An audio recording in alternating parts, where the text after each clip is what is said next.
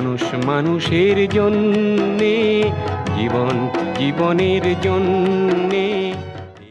4 বছরের এক শিশু সন্তানের নিথর দেহ কোলে নিয়ে অসহায় এক বাবা রাস্তায় রাস্তায় ছুটছেন। ক্লান্ত শরীর যেন থমকে যায়, তবুও যেন একটু বেঁচে থাকার ভরসায় অসহায় বাবা রাজপুত্রকে নিয়ে ছুটছেন এক হাসপাতাল থেকে আরেক হাসপাতালে। দিক বিদিক ছুটে চলেছেন শেষ আশায়। হ্যাঁ, এটি কোনো সিনেমার গল্প নয়, নয় কোনো কল্পকাহিনী।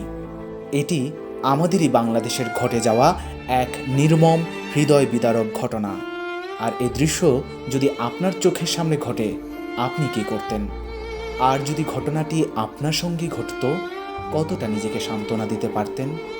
দুঃখজনক হলেও সত্য, এমনই একটি মর্মান্তিক ঘটনা ঘটেছে আমাদেরই রাজধানীতে, অথচ তা জায়গা পায়নি কোনো বড় মিডিয়ায়, অথবা হতে পারেনি কোনো সংবাদপত্রের শিরোনাম।